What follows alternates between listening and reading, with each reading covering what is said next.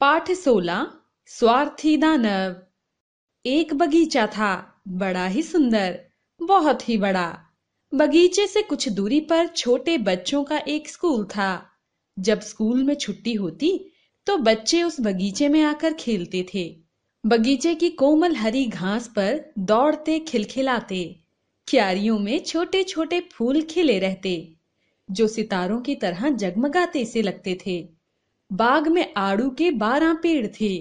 जब वसंत ऋतु आती तो इन पर गुलाबी कलियां खिल उठती। कुछ दिनों बाद ये पेड़ फलों से लद जाते।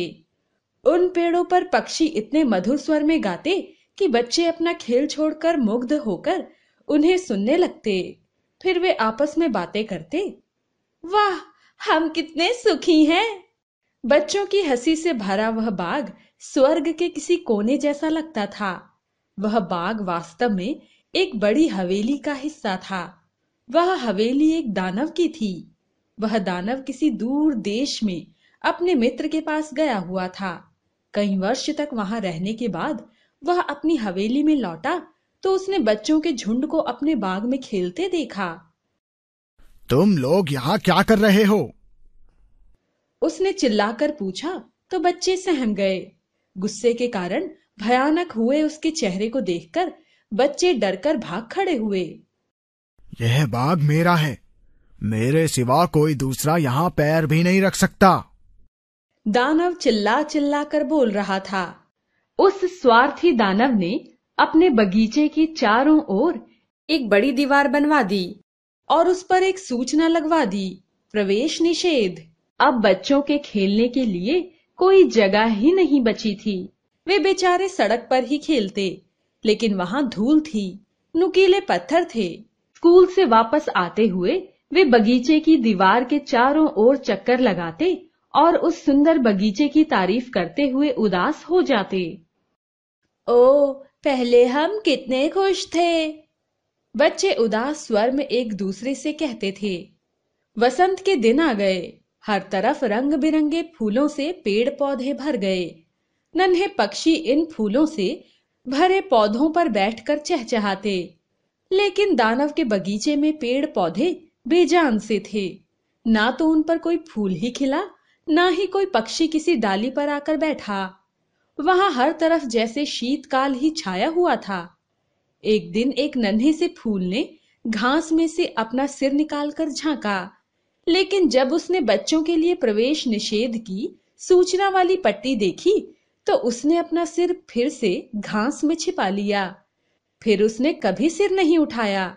हर तरफ वसंत लहलहा रहा था, लेकिन उस बगीचे में बर्फ और कोहरे की चादर बिछी थी। एक दिन दानव ने अपनी हवेली की खिड़की से बगीचे में झांका तो परेशान हो गया। उसके बगीचे में हर तरफ ठंड और बर्फ ही थी। वह सोचने लगा, कुछ समझ नहीं आता, वसंत अभी तक आया क्यों नहीं? वसंत तो आ चुका था, लेकिन उसने भी स्वार्थी दानव के बगीचे में जाने से मना कर दिया था। जिस बगीचे में बच्चे नहीं खेल सकते, मैं वहां जाकर क्या करूंगा, वसंत ने कहा था। एक दिन सुबह सुबह दानव के कानों में बड़ी मधुर आवाज पड़ी।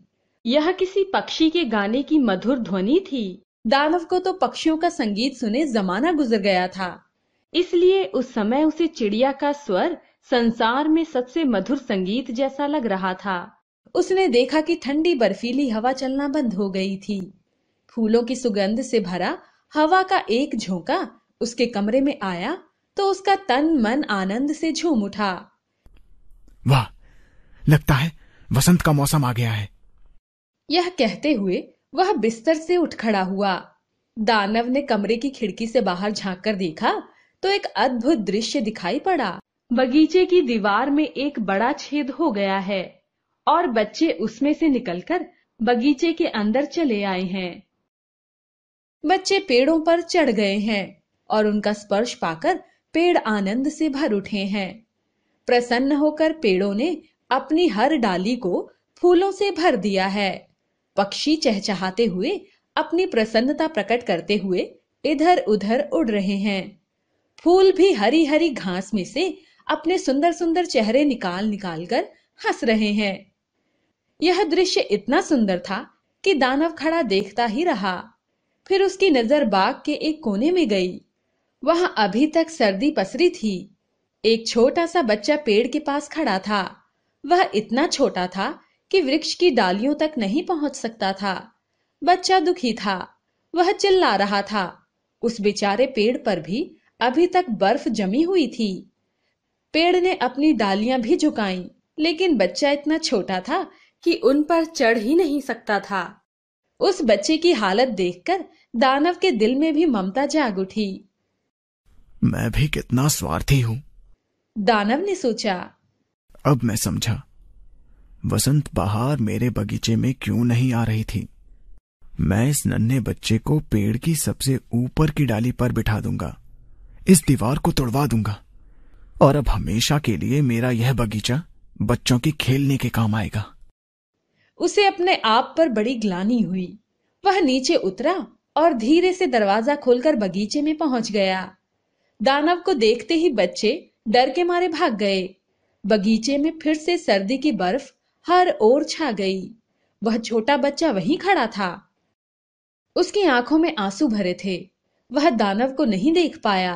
दानव दबे पांव उसके पास पहुंचा और उसे उठाकर वृक्ष की एक ऊंची डाली पर बिठा दिया। वृक्ष फूल पत्तों से लहलहा उठा। पक्षी आकर चहचहाने लगे।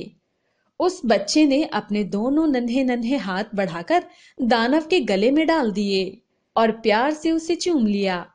दूसरे बच्चों ने यह देखा तो वे समझ गए कि वह दानव अब दुष्ट नहीं रहा था। वे दौड़कर बगीचे में आ गए। उन बच्चों के साथ वसंत भी बगीचे में लौट आया।